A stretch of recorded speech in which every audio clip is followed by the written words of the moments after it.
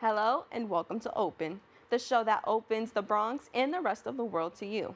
I'm your host, Brittany Skyler Aubain, filling in for Darren Jaime, and today we'll update you on what's happening in and around our borough. Coming up, we'll discuss how one service is addressing the need for education and advocacy around palliative care planning. After that, we'll learn how one group is providing services to the community. We'll have more details later on in the show. Then we'll talk about a vlog series allowing people to share their personalized experience-based bucket list wishes. Also, we'll learn about an initiative documenting and presenting historic sites connected to the LGBT community through New York City. Finally, June is Men's Mental Health Awareness Month, and we'll discuss some of the mental health issues men are facing today. So stay tuned, all this and much more is headed your way because we're now officially open.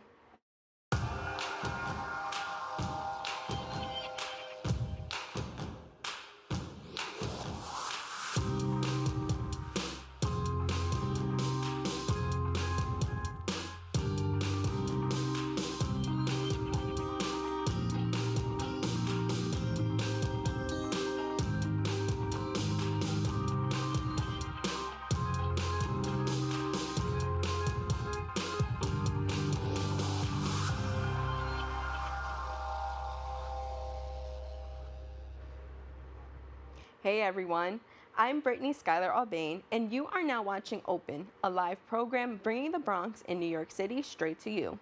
Don't forget to stay connected with us via social media at BronxNet TV. Some things have been going on throughout this past week, and we'll take you through it with some Bronx updates.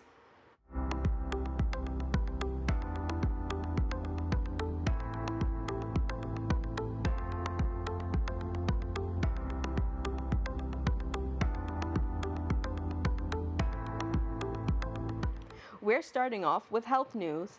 New York City Mayor Eric Adams announced transgender and non-binary people will have a safe harbor in New York City from discriminatory laws restricting their access to necessary health care.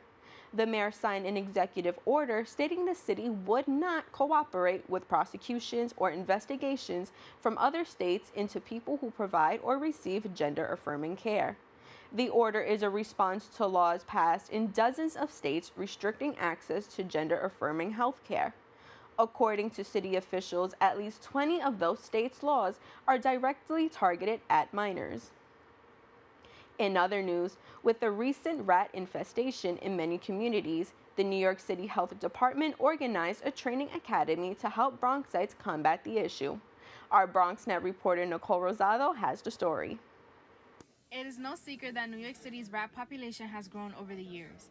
That is why Banana Kelly and the Department of Health organized Rat Academy training for Bronx residents to learn how to combat it and reduce the number of rats. This is an opportunity for us to share this information with community-based organizations and other businesses, small businesses alike, and show them how they can subdue this infestation. Given that rats can appear anywhere in the city, the training is open to anyone who wants to learn how to keep rats out of their businesses, homes, community gardens, and more. We are aware that there's been increasing rat activity across the city, and so we're trying to work in partnership with neighborhoods and neighborhood organizations to really address the underlying conditions that lead to rats. With this training and new information, the people of New York can work to make their community a better and safer place to live for everyone.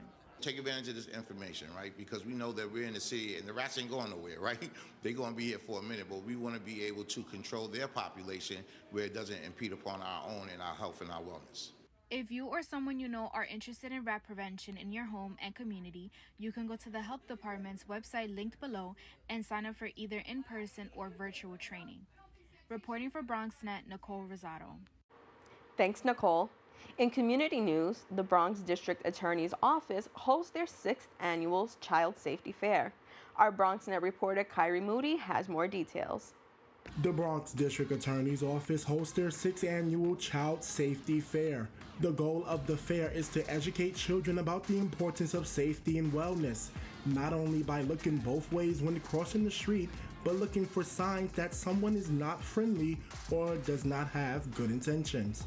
Well, child safety includes everything from internet surfing, bicycle safety, safe sleeping for infants, the manner in which they're put to sleep. It includes, of course, touching, what is safe touching and unsafe touching, and bullying. Joanna Hernandez is the Deputy Chief of the Child Abuse and Sex Crimes at the Bronx District Attorney's Office. Moreover, she's a parent to a 7-year-old girl. We're giving this out to the community where my daughter is as well, teaching safety tips, anti-bullying, giving IDs, God forbid they get lost and they can be found. And all of these all of these vendors who came out to support our community and provide information that can help them, and also give out all of these free things like costumes and things that people just get such joy out of. Here are some quick safety tips for parents. Teaching children about personal safety, stranger danger, good and bad touch, and how to call for help. We want to encourage parents to keep their children in sight at all times. Reporting for BronxNet, this is Kyrie Moody. Thanks, Kyrie. That's all for the Bronx updates. We have to take a quick break, but we'll have more open when we return. My character, Shazam, knows all about growing up in a family full of teenage superheroes. They're bold. Where's everyone going? To fight crime? Okay. Adventurous. Shazam! There's never a dull moment. And no matter what happens, they'll always have your back. All they need is a place to grow and be themselves. And the best part is, you don't have to be a superhero to adopt a teen. Learn more about adopting a teen from foster care. Visit adoptuskids.org. You can't imagine the reward. Even though we didn't grow up together, he's my favorite brother. Hey, sis. I'm the baby of the family, and he's the gentle giant. What you know about Port Georgia? Man, please, that's a classic. You know when they say people are a rare breed? Yeah, he's that. I'm sorry, I'll be back in a few hours. Don't worry, Shug, you know I'm for you. I know. Go get the football. That was my favorite memory. He was always for ya. This is a true story of me, Bridget Floyd, and this guy, George Perry Floyd Jr., my big brother.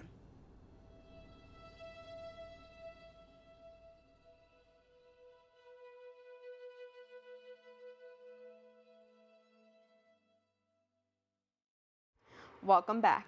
Racial and ethnic disparities in healthcare have been extensively documented among minority groups in terms of access, receipt, and quality of care. Structural racism affects multiple aspects of healthcare delivery, including the timing of palliative care access and minoritized people's trust in health systems and providers. For instance, African American and Hispanic patients often underutilize hospice services due to mistrust in the healthcare system, stemming from colonization, racism, and cultural differences in personal approaches to healthcare and medicine.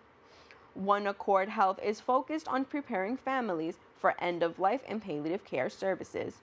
Joining us to tell us more is One Accord Health's President, James Farnum, and VP of Clinical Programs, Lolita Melhado. Hi guys, thanks for joining me. Hi, good morning.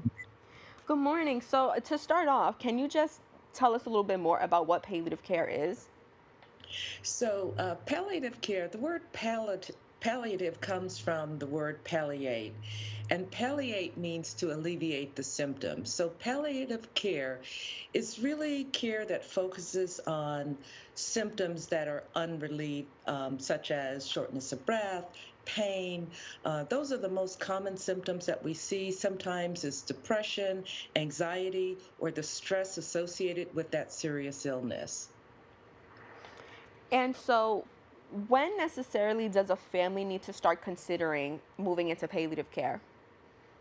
Well, palliative care should be introduced at the time the person gets their serious illness. So, for example, if a person is diagnosed with cancer, that's the time that palliative care should be introduced, because palliative care is not only going to help to alleviate some of the symptoms, but it's also going to provide that emotional or that spiritual support that the person may need.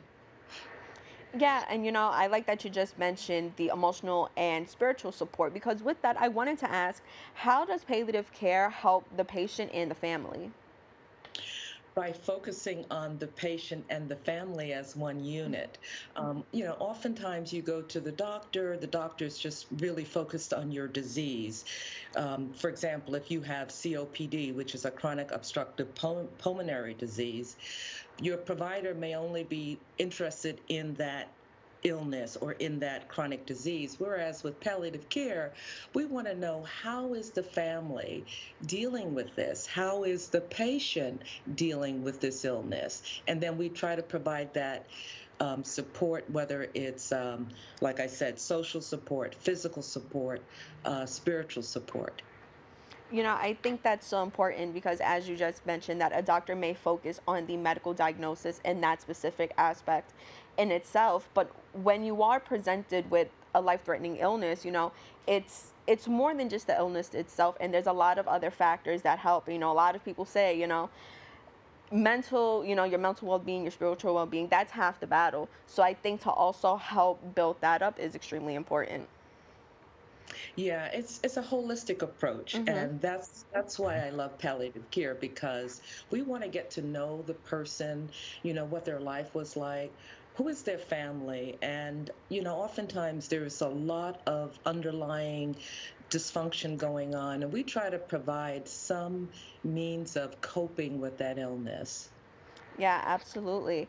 And, when it comes to palliative care, when you start looking for services, does that necessarily mean that death is near?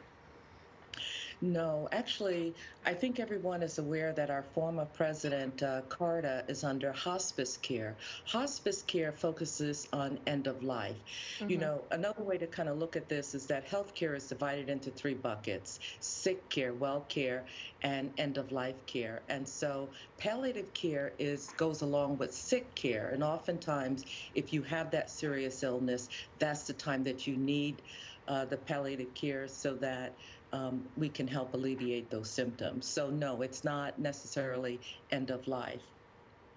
Yeah, of course.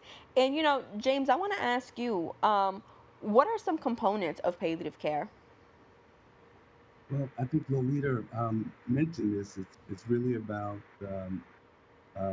spiritual, uh, physical pain relief, and really the end of life resources that people need in order to make sure their affairs are in order. Yeah, of course.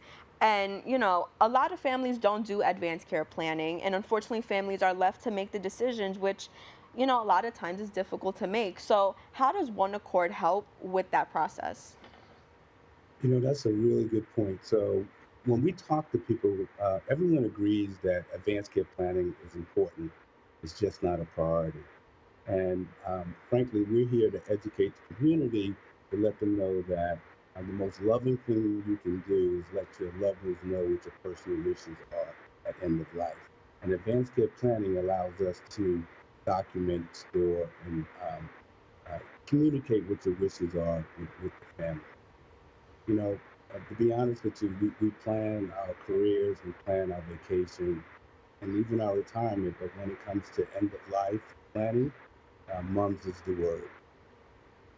Yeah, absolutely. And, I want to talk a little bit about this new partnership with AdVault.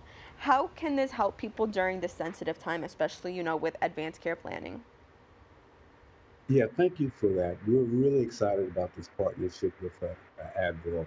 Um, Our company really focuses on the goals of care conversation and palliative care, so we have expertise in that area.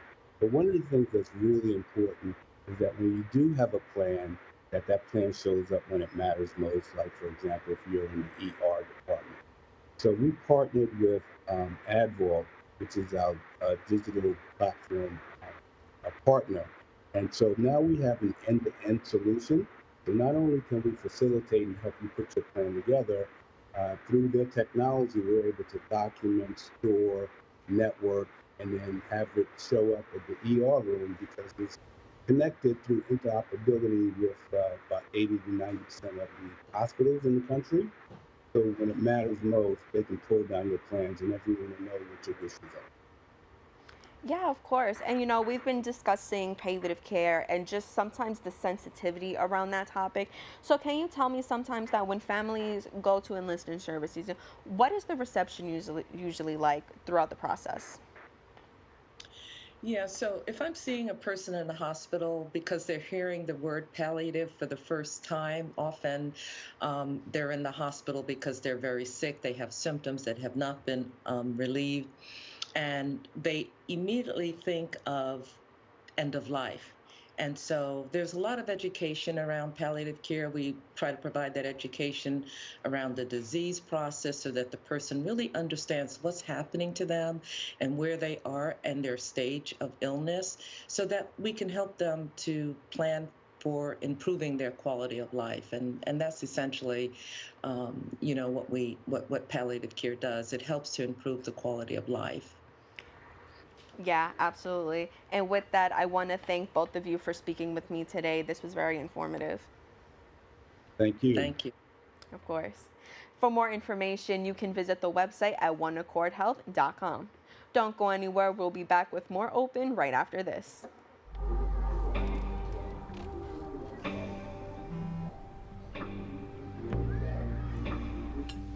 I don't know why you're so sad. You've got a roof over your head. Bro, you gotta stop with that depression stuff. That's a white people thing. Escúchame, en esta casa los hombres no lloran.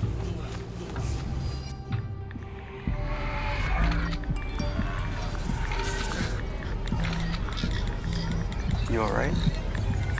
It just feels like it's coming from everywhere.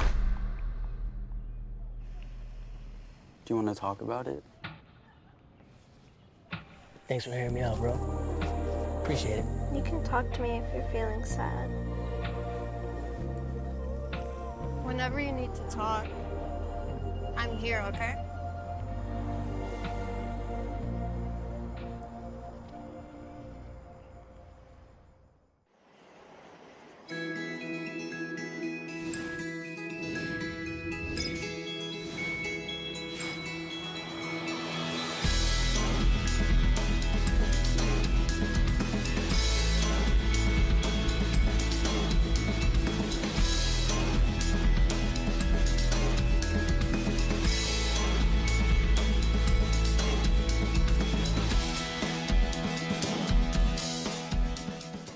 Welcome back.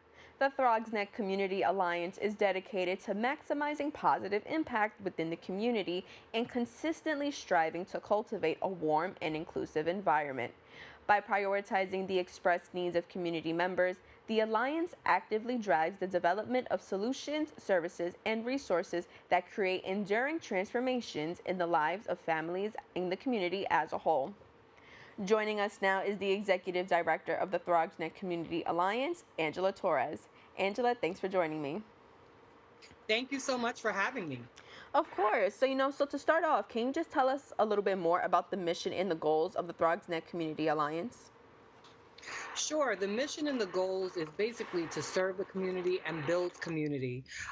We began in the early part of 2020, and we really try to strive to bring public and private partnerships together and let everyone use their own individual gifts to help feed people. We have a food pantry that runs twice a week, but also to do so much more than that, to really just serve community, build community, have everyone grow together and meet their various different needs from different perspectives. Yeah, of course. And so could you also explain the Community Food Bank program in a little bit more detail and how it contributes to both food justice and community justice?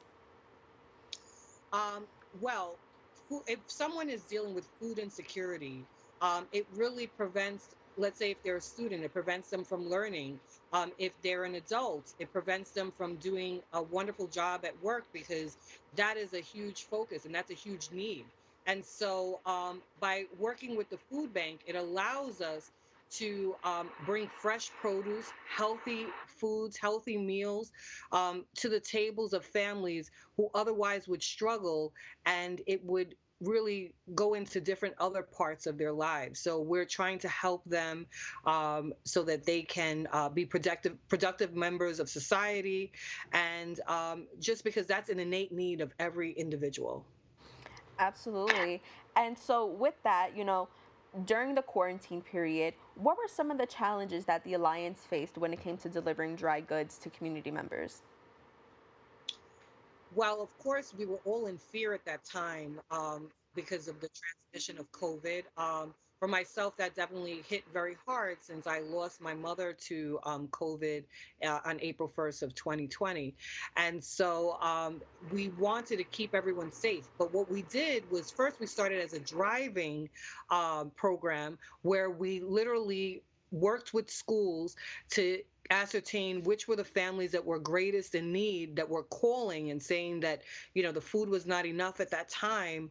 And then we created driving routes, and we had volunteers who perhaps were underemployed, unemployed, working from home, or what have you, to come and take those driving routes and drive all throughout the Bronx. So we had a total of about 250 different homes that were driven to, and we would safely place it at a great distance so that everyone could be remaining safe, but also fed. Oh, that's amazing. And so, with that, I also want to ask if you could tell us a little bit more about the volunteer service program that you have on Wednesdays and Saturdays. What type of work do the volunteers engage in? Well, on Wednesdays and Saturdays at 12 o'clock, we begin. Usually our volunteers arrive around 10. You can maybe be serving people directly, and also we provide clothes. Sometimes we do accept clothing donations. And then throughout the year, and also packaging. I almost forgot about that part. Packaging the items, because a lot of times they're provided in bulk.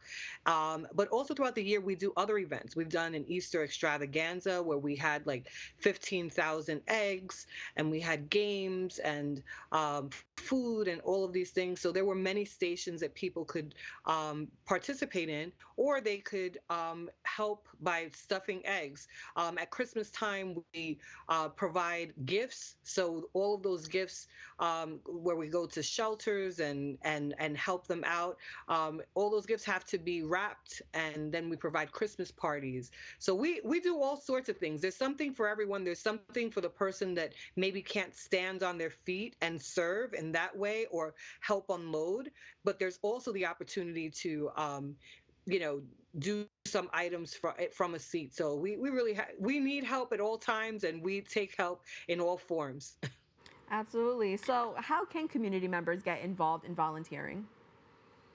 So if they're interested in volunteering, I would say that the best way is to go onto our website, which is www.throggsnetcommunityalliance.org, and then they can sign up. There's a sign up space right there on the webpage. If they would like to just stop by and either ask for myself or ask for Jennifer, they can sign up on the spot. But I assure you, we definitely need the help, and we love involving people of all ages. We know that there are also young people that are doing community service projects. We would love to have them come and learn what community building is all about, and realize that they too have a role to play in this, and that they can make a difference exactly where they are with the gifts that they have. For sure. And aside from volunteers, how can local businesses and individuals help the Throggs Neck Community Alliance to help fight hunger?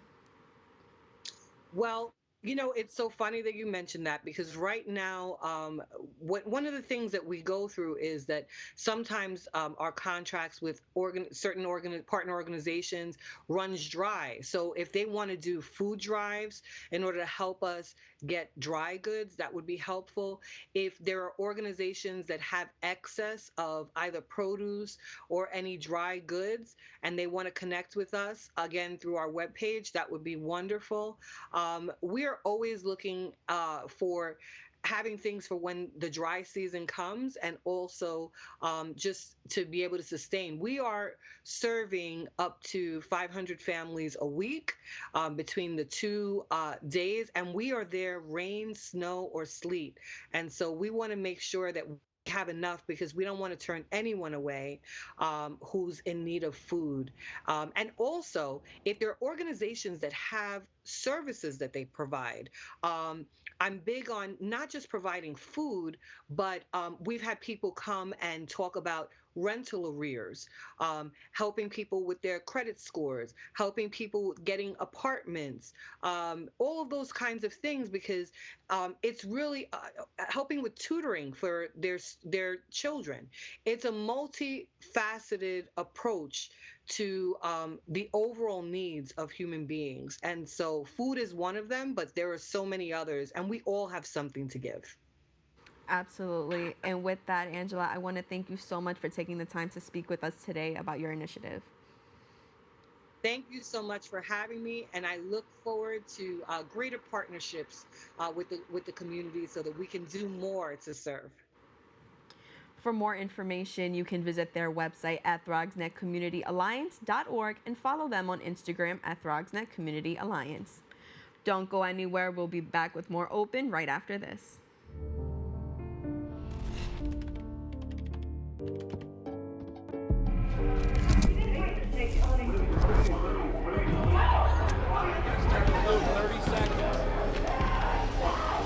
I'm an ex-drug dealer, and I'll be your sub today.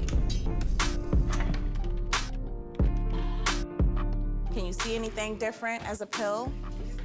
No. You don't know? Fentanyl is being mixed into everything now. There's only one thing that will save somebody's life. That is naloxone nasal spray. Fentanyl, it's cheap, it's potent, and it's profitable. Why would drug dealers put a lethal dose of fentanyl in drugs if they know it's so harmful? Really just all about the money. I just didn't realize that one pill could change your whole life. More kids should know.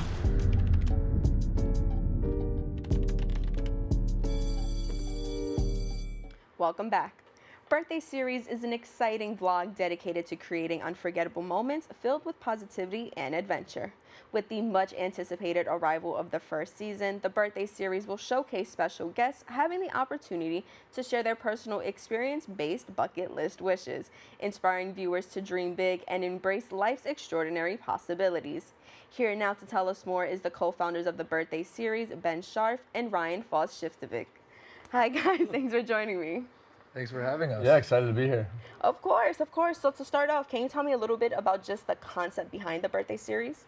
Yeah, so the concept of Birthday Series is basically driven from the concept of a birthday where people oftentimes blow out a candle, make a wish, but those wishes are oftentimes just moonshots of ideas and they never actually come true. And so for us, we want it to be the forcing function for people. So the idea is every episode is a different guest. They blow out a candle, make a wish. That wish has to be something actionable on their bucket list, and then we serve as the forcing function to bring it to life. That sounds so fun because I feel like when we hear bucket list, you think like, yeah, I'm gonna accomplish this in like 5-10 years, well, but it holds you accountable. It's so funny because when you ask someone, hey, what's on your bucket list? 9 times out of 10, we get skydiving. And so we really want to empower people to get creative. And each of our guests will be an influencer with their own audience, and they're the creator. So we want to put it in their hands to come up with their idea. That's so fun. And it's funny because I was just about to ask, what message or takeaway do you hope that the viewers will gain from the Birthday Series? Go do it. Don't sit around and just think about the things you want to do. Just find a way to make them happen. I think for us, it's really cool because we get to help other people bring their wishes to life, but also selfishly, we get to do amazing things that I never even thought of before. Yeah, that's so fun. And I mean, in the series premiere, the guests will be competing in a 130-mile relay from Montauk to Manhattan. Can you share some details about their wish and maybe some of the challenges that they faced when completing this wish? Yeah, so we had a couple running creators, Tyler Swartz and Mallory Kilmer, who their wish was to do a relay race from the lighthouse in Montauk to Times Square, which is a 131-mile run. It was the craziest experience of my life, simply put. It was like a 22-hour endeavor. The rule was that one person had to be running at all times. So it was two Okay. teams of 10. Each team had an RV, and they could essentially come up with their own plan and how they wanted to conquer the 131 miles. But one person was running at all times. It was running into the late hours is quite an experience. So almost nobody slept. You have two teams of 10 people, and we had a production team of 17 people following along. And the craziest part about it is, you know, I think if you look at the average pace of someone's running a mile, a little bit of deviation, like 30 seconds, could mean the teams finish an hour or 2 hours apart. Right. Yeah, you know, and with that, you mentioned that some of the guests are influencers with their own audience. So how exactly did you select the participants? And, you know, what can we expect from their journeys? Yeah, so I think to start, a lot of it is honestly our friends. Like Okay. these are people who have really unique backgrounds, who want to do really creative things. And I think part of the concept for us was being exposed to new ideas that we had never thought of. Ryan hasn't run more than 3 miles in like 10 years. I ran the New York City Marathon last year, but beyond that, I'm not really like a runner. So I would have never woke up one day and been like, let's run 131 miles. And so we got to participate in an experience that I would have never done myself, right? And so we have a lot of friends that have interesting ideas, and I think like once it starts, we'll see where the wind takes us. The fun part about that is that Ben and I, over the last handful of years, have worked on the business end with creators, and now we're getting in front of the camera for the first time ourselves. It's such a fun shift, isn't it? Like when you get to go in front of the camera and then you go behind the camera, but it really is fun. And as the co-host, how do you ensure that these people fulfill their wishes? I mean, that's the secret to all of it, right? It's like us. That's what we need to be able to do. We need to serve as the forcing function. I think the beautiful part is because we come from the business side of an operations background, we have a lot more experience in terms of how to actually execute things of this nature. And so for them, it's like bringing them into our world, which is the business thing, and we're stepping into their world, which is the creator thing. So it's like the two worlds collide, and it ends up as a 131-mile run across New York. So funny, that was my next question. You know, you were a software developer and you were into entrepreneurship. So how exactly did you get into content creation and hosting? Yeah, I think for me, it's about just chasing the things that fulfill you, right? So like when I have an excitement or a curiosity and I need to like, you know, scratch my itch, I just need to follow it and explore. And for me, I've known that I've always wanted to be behind a camera in some capacity, just never knew exactly what it was or how I wanted to do it. I've always been very intentional about if and when I decided to do it, what would it be? And I think this was something that when I had the idea, I couldn't stop thinking about it every night. And I was like, I need to just go after it. And here we are. That's so awesome. I don't know, it's just something about creators, and you know, sometimes you do pick up other jobs because, you know, there's not a lot of jobs in the creative industry. So when you find, like you said, when you finally get to scratch that creative itch, I think it is so fulfilling. And so with that, Ryan, you've also had a diverse career journey from art dealing and startups. So how exactly did you get into the birthday series, and how does, you know, your experience help the show's success? Well, I had a startup before the pandemic in the real estate space here in New York, and unfortunately COVID ended that business. And when that happened, a lot of people around me said, hey, could you help us keep our business alive, since I had just put mine to bed. And I think through that, over the last handful of years as a consultant, I've consulted everything from banks to companies to startups to then creators. And during the pandemic, I was part of putting together a TikTok house in LA called Honey House. And we built it to 1 million followers in 60 days. And it was an amazing learning experience. And from that, I just started helping creators, and my job today as a consultant is to help people. And so the fact that Birthday Series is going to help to bring to life these ideas is the most rewarding experience. Yeah, for sure. And so with the Birthday Series, how do you see it evolving in future seasons? What can we expect? Yeah, I mean, I think it's right now our focus is really just like finding creators with unique ideas and just staying consistent. I think oftentimes we see a lot of vlogs and content series fall short solely because people just give up, right? Like nothing is going to be easy. The behind the scenes of what went through this episode is crazy. I think for us, our focus right now is just staying consistent and shooting content. And then once you put it out into the world, I think a lot of things can happen. Yeah, or when people start to see things, like we've had some of the craziest people already reach out to us wanting to help us or giving us new ideas, and we haven't even launched our first episode yet. So I think once the first season goes live, I don't really know where the wind's going to take us. Yeah. Well, I think part of the sort of humbling effect for us is that we haven't put out a piece of content yet, but we've filmed 5 episodes. They're in the bank. And so we have, you know, a timeline where we're giving ourselves enough time to be consistent. But we've also had some of the biggest brands in the world sponsor us and help us, you know, produce a lot of these episodes. That's awesome. And so, you know, we're running out of time, but when I was reading your bio, there was a quote that, something along the lines of that rejection. Regret hurts a lot more than failure. And so I always say I'm more scared of regret than I am of rejection, because at least if you fail and you reject, you know, okay, this wasn't my time, this wasn't for me. But I'd rather have that than not knowing. So I think that's really interesting. And can you tell me how that quote might reflect in the series? Yeah, I mean, I think it's people tell us the things they want to do, and it's like, well, if you don't try it or don't do it, then you're just going to regret it. It might not work, but at least you tried. Right. Yeah. I don't know. I think what's cooler than trying? Like, do it. We have so many people who come to us and like, oh, I want to do this, or I'm so jealous of what you're doing. I'm like, then do it. Just like turn the camera on. And so for me, I really try to like instill that idea into other people. And actually, crazy enough, the guest for the episode that did the run with us, I actually have text messages from him from October. He participated in another episode as just like an extra, and he texted us and said, you guys really inspired me to be behind a camera. I want to start doing this. I don't really know what I'm going to do, and I'm going to figure it out. He just quit his full-time job a few months ago. He has a massive running community now, and he's a full-time creator, and it was so serendipitous because he became a guest on our content series, although we were the ones who inspired him to get into content to begin with, so it kind of all came full circle. That is so exciting, and we can see here that what you're doing is great, and it's going to push people. So with that, I want to thank both of you for taking the time to speak with me today. Thank you for having us. Thank you. Of course. For more information, you can visit the website at bdayseries.com and follow them on Instagram and TikTok at Birthday Series. And YouTube. And YouTube. Don't go anywhere. We'll be back with more Open right after this.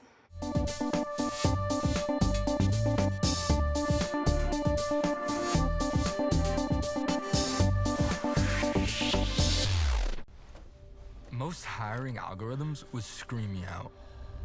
Some bosses couldn't see me as a leader. I've run this place for 20 years, but I still need to prove that I'm more than what you see on paper.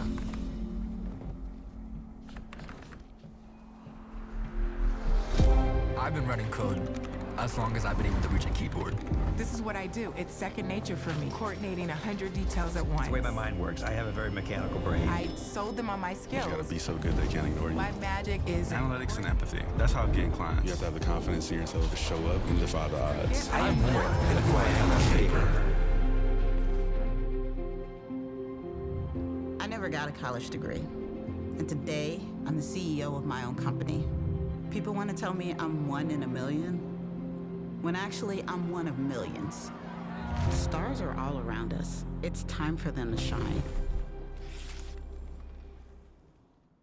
Welcome back. The New York City LGBT Historic Sites Project is a pioneering cultural heritage initiative and educational resource dedicated to documenting and illuminating the historic sites associated with the vibrant LGBT community in New York City.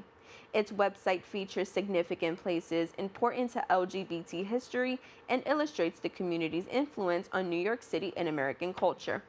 Joining us now to tell us more is the project manager of New York City LGBT Historic Sites Project, Amanda Davis. Amanda, thanks for joining me. Thanks for having me. So just to start off, can you tell us a little bit more about the New York City LGBT Historic Sites Project and its objectives? Sure. We've been around since 2015. We're a group of historic preservationists, and we tell the stories and histories of LGBTQ New Yorkers through the buildings and landscapes that we walk past every day.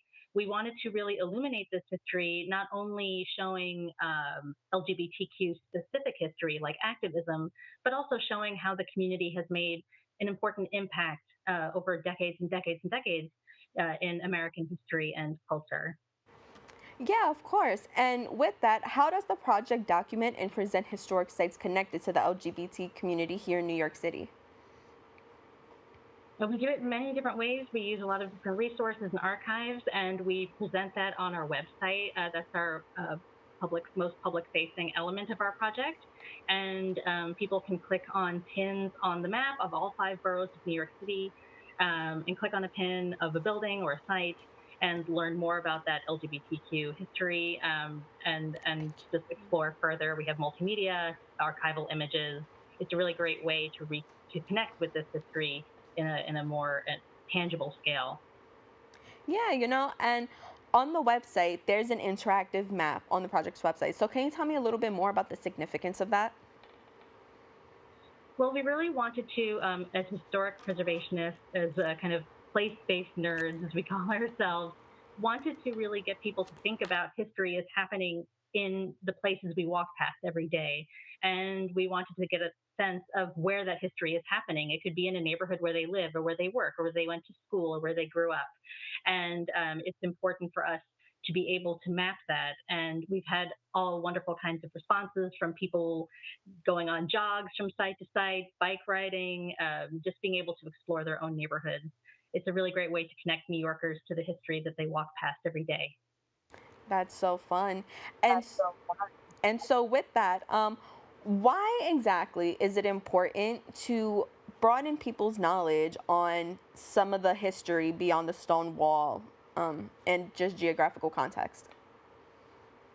Well, I think as with many things, representation is important, and that includes how we see ourselves in history. And the LGBTQ community has for a very long time been erased from history, as with other marginalized communities. And that has a negative impact on how someone thinks of themselves, how other people think of marginalized groups. So it's really empowering to be able to tell these stories, to read these stories, see yourself reflected in history. Absolutely. And so what types of programs and events does the New York City LGBT Historic Sites Project offer during Pride Month? Pride Month, we're very busy with walking tours, and we have some of those happening next week. And in the Bronx, we are doing our annual Woodlawn Cemetery Trolley Tour. It's always a really popular event. In fact, the first tour that we're doing on Saturday, June 24th at 12 noon has already sold out. So the cemetery has added a second tour at 2 p.m. that day on the 24th. And we would love it if you came out. It's a wonderful day. We plant rainbow flags at the graves of LGBTQ notables. And it's always just a very moving experience. And so when they go on this trolley tour, what can people expect? So it's led by us in partnership with the cemetery. We stop at grave sites like County Cullen, who is one of the leading figures of the Harlem Renaissance and a poet. Illustrator J.C. Leyendecker, who was known for his illustrations in the Saturday Evening Post and the Arrow Collar Man. George Platt Lyons is a really important photographer, early suffragist, and just a number of different people that were important to New York City and American history. We tell their stories, and then someone in the group can place that pride flag in next to the gravesite. That's great. And speaking of all the events coming up, can you give us a brief overview of the Queering Broadway 120-year legacy of LGBT performers and creators event? Yes, so that one happened last week, but it was a Zoom event, and it'll be available on our YouTube channel. And as with the many other Zoom recordings that we've done, it just shows the incredible contributions that LGBTQ people have made to the Broadway theater industry since its birth over 100 years ago. And to recognize that history during Pride Month is important, but throughout the year. I mean, without the LGBT community, the Broadway theater history is a very different history. It would not exist. Oh my God, of course. And I mean, I think that was also shown just at this year's Tony Awards, some of the actors that were, yeah, I think it was a very historic awards, not other than the fact that it was not scripted, but just with some of the winners and some of the categories, I think that, and then during Pride Month as well, I think that was just a really historic moment. So, exactly. Right. So also, I want to hear a little bit about what are the future plans and goals of the New York City LGBT Historic Sites Project? Well, we're continuously adding more and more sites to our website. We have almost 450 historic sites. We're always looking to expand, particularly in the boroughs outside Manhattan. We have a consultant actually right now who is really interested in trying to the history of hip in the Bronx. And so if anyone who's listening has some ideas of where we could go there or other sites in the Bronx that you feel that we should include in our website, we would love to hear from you. Other than that, we are doing other collaborations with the Metropolitan Museum of Art, connecting artists in their collection to historic sites on our website, working with DOT to create bike tours that will be accessible on DOT's website. So just things like that, finding new ways to use our information to get this history out there and into people's phones or laptops, however they like to explore. Absolutely. And how do you envision the project evolving in the coming years to continue preserving and promoting LGBT history here in New York City? Well, we're always trying to capture more and more stories within the very large and diverse LGBTQ community. And that is why we have expanded working with consultants to try to capture, try to record sites in, say, Queens or Staten Island or the Bronx that we have not yet been able to document because we're such a small group. And a lot of this history is based on oral history, speaking to people, finding records that may be difficult to find. So we're looking into those kinds of things in particular to really keep expanding, and also to nominate even more sites for LGBT significance to the National Register of Historic Places and more city landmarks that recognize LGBTQ history. That's amazing. Amanda, I want to thank you so much once again for taking the time to speak with us today. Thank you so much for having us here and have pride. Of course. For more information, you can visit the website at nyclgbtsites.org and follow them on social media at nyclgbtsites. Don't go anywhere. We'll be right back with more Aubain after this. Where did the time go? Somehow I lost all those years. Where did the time go? I don't know how I got here. Oh, how did I get here?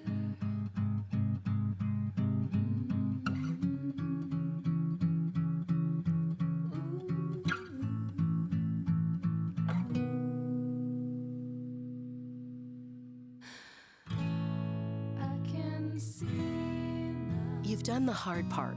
You quit smoking. Now do the easy part and get scanned for lung cancer.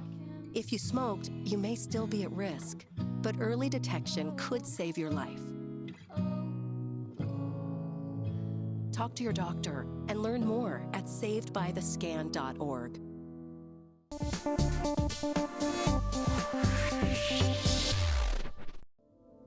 We all know what it's like to feel alone. But it just takes one new connection. Want to get out of here? To empower many. This is unbelievable. It doesn't take a superhero to bring forces together. We all have the power to reach out. Let's go! And help someone feel like they belong. Pretty cool, huh? We are stronger together. Welcome back. June is Men's Mental Health Awareness Month, which is devoted to increasing awareness about the distinct mental health hurdles experienced by men and boys worldwide. It is an important time to shed light on the specific challenges they face, encouraging understanding, empathy, and support for their well-being. Joining us now is the attending psychologist, associate director at Supporting Healthy Relationships, Hero Dads at Montefiore Medical Center, Dr. Moshe Moeller. Dr. Moeller, thank you so much for joining me today. Thank you so much for having me. So to start off, with June being Men's Mental Health Awareness Month, can you tell us a little bit about some of the mental health issues that men face today?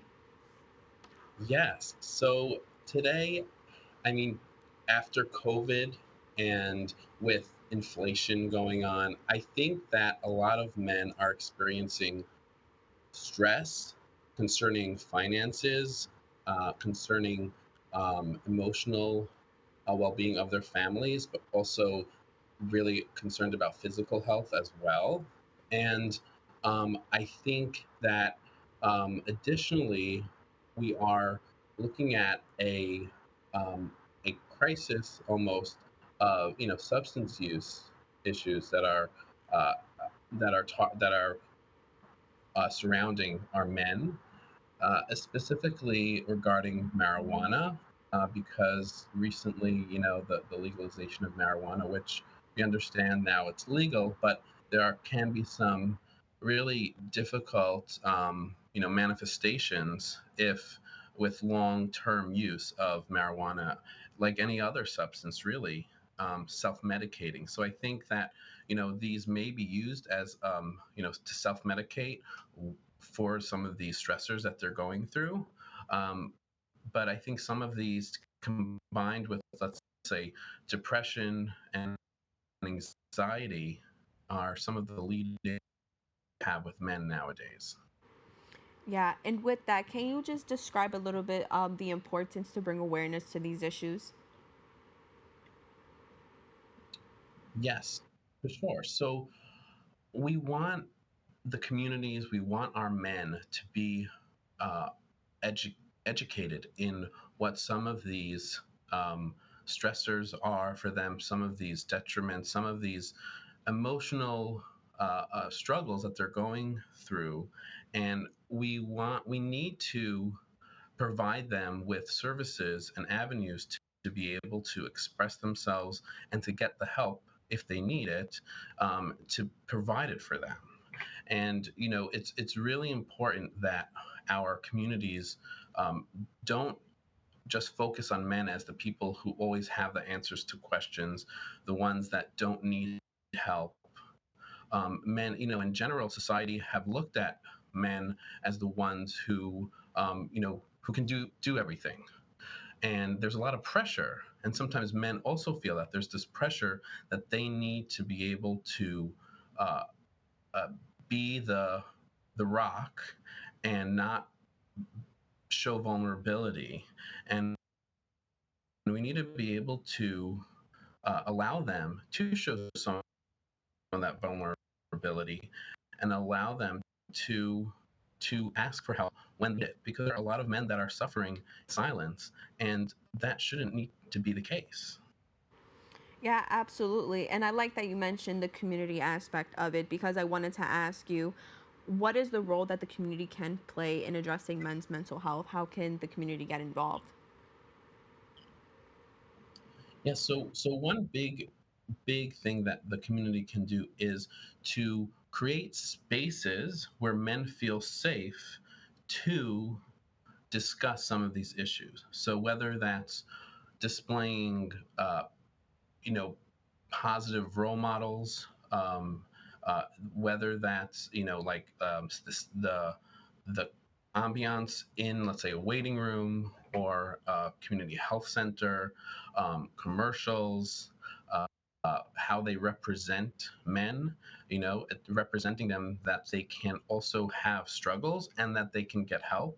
And this a lot of times comes from influencers or, on social media, or sports stars, people that, our men look up to, that they need to be able to show some of those vulnerabilities and demonstrate how they work through them, and that other men can do the same. Because otherwise, they just see these men as these powerful figures or these all stars that can do anything, they make so much money, and then they're setting up this portrayal of men as an ideal of what they should be, but it's not really what's happening in the real world. So we need to be able to show men how they can express themselves even when they're feeling vulnerable, and they can ask for help because it's there for them. Absolutely. And, with that, can you tell me a little bit about the importance? We know that movement and exercise is important, and it does help with, creating a healthy mind. So can you just tell me a little bit about the importance of movement and exercise for men? Yeah, so I mean, going to the gym, cardio, basketball, sports, playing, all those are important. because it allows endorphins to get released in the brain. It provides a person with that calming feeling afterwards. It really increases, first of all, like blood flow. It helps with cardiovascular issues, and a lot of our men do suffer from whether it's cardiovascular, diabetes, or you know any other types of respiratory issues. And it really gets the heart pumping, and it keeps a person motivated. It also then trickles down to what they're eating, their lifestyles. When you exercise and you're working out more, you need less sleep, actually, and you're also going to eat better. And so it sort of all plays together. And then ultimately, your emotional health and your physical health will be much better than where you could be without it. Yeah, of course. I mean, it's that mind-body connection that we hear a lot of people talk about. So, healthy mind, healthy body, it all works together. And so, right. And so also, what changes in mental health occur when men become fathers? Yeah, so this is a really important area. That's one of my passions, fatherhood. And it can be different for all men. So it could also depend on whether this is their first child, they have multiple children.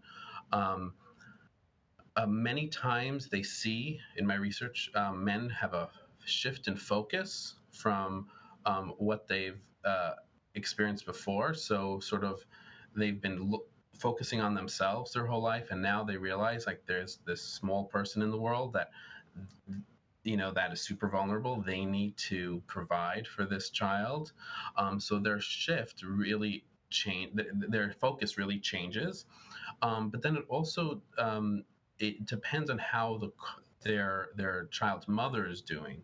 If there's some postpartum depression or anxiety, this can have a huge burden on the dad, because then the dad is now feeling a lot more pressure to take care of more of the child care things and the things around the house, and also the financial responsibilities. And so they can feel, as we said in the beginning, this financial pressure to make sure they can support and provide. Some men also experience some depression or anxiety after having a child, because they may have no experience with a child before, and they're sort of given this baby without any instructions. And so they can be really anxious to do a good job, because they want to do a good job, but that they just don't know how to. So they can experience significant stress like that.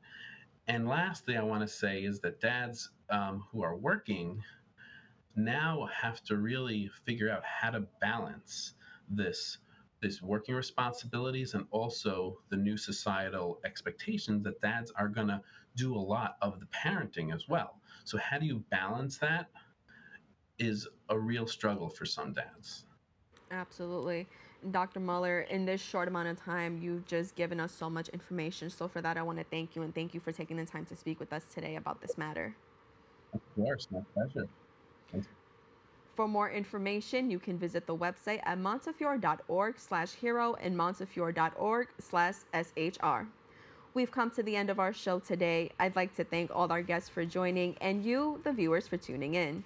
If you missed any part of today's show, you can catch the Recable cast on Optimum Channel 67, Verizon Fios 2133, or watch anytime on the web at bronxnet.org. You can catch a brand new episode of Open with Rena Valentine on Friday. This wraps up the episode for us. I'm Brittany Skyler Aubain. Take care.